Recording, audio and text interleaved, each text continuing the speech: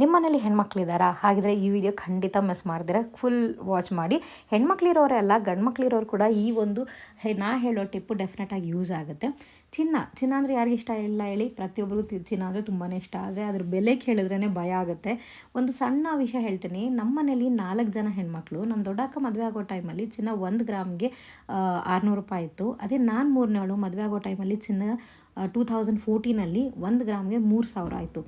ಈಗ 2025 ನನ್ನ ಮಗಳಿಗೆ 6 ವರ್ಷ, ಚಿನ್ನದ ಬೆಲೆ 1 ಗ್ರಾಮ್ಗೆ 10,000 ರೂಪಾಯಿ ಹತ್ರ ನಿಂತಿದೆ. ಹೀಗಿದ್ದರೆ ಒಂದು ಸಾಮಾನ್ಯ ಮಿಡಲ್ ಕ್ಲಾಸ್ ಅವರು ನಾವು ಹೇಗೆ ಮದುವೆ ಮಾಡ್ತೀವಿ ಹೆಣ್ಮಕ್ಳಿಗೆ?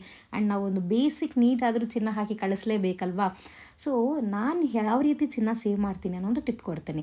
ಯೂಶಲಾಗಿ ನಾನು ನನ್ನ ಒಂದು ಸಂಪಾದನೆ ಅಥವಾ ನನ್ನ ಒಂದು ಹಸ್ಬೆಂಡ್ ಸಂಪಾದನೆಯಲ್ಲಿ ಪ್ರತಿ ತಿಂಗಳು ಮಿಸ್ ಮಾಡ್ದಿರ ಒಂದಿಷ್ಟು ಅಂತ ಗೋಲ್ಡ್ ಕಾಯಿನ್ಸ್ ತೊಗೊಳ್ತೀನಿ. ಅದು 1/2 ಗ್ರಾಮ್ ಆಗಿರ್ಬೋದು, 100 ಮಿಲಿಗ್ರಾಮ್ ಆಗಿರ್ಬೋದು, ಇಲ್ಲ 1 ಗ್ರಾಮ್ ಆಗಿರ್ಬೋದು, ಇಲ್ಲ 5 ಗ್ರಾಮ್ ಆಗಿರ್ಬೋದು. ಸೊ ನನ್ನ ಒಂದು ಶಕ್ತಿಗೆ ನಾನು ಗೋಲ್ಡ್ ಕಾಯಿನ್ಸ್ನ ತೊಗೊಂಡಿಟ್ಕೊಳ್ತೀನಿ.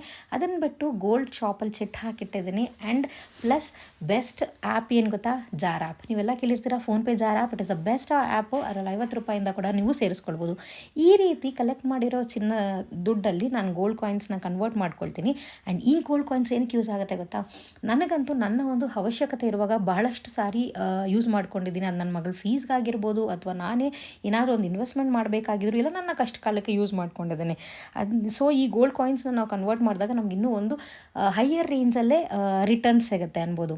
ಅದನ್ನು ಬಿಟ್ಟರೆ ನಿಮಗೆ ಕ್ಯಾಶ್ ಇಲ್ಲ ಅಂದರೆ ನೀವು ಹಬ್ಬ ಅಥವಾ ಏನಾದರೂ ಒಂದು ಫಂಕ್ಷನ್ಗಾಗಿ ಒಂದು ಒಳ್ಳೆ ಹೆವಿ ಜ್ಯುವೆಲ್ಲರಿ ಕೂಡ ಮಾಡ್ಕೊಳ್ಬೋದು.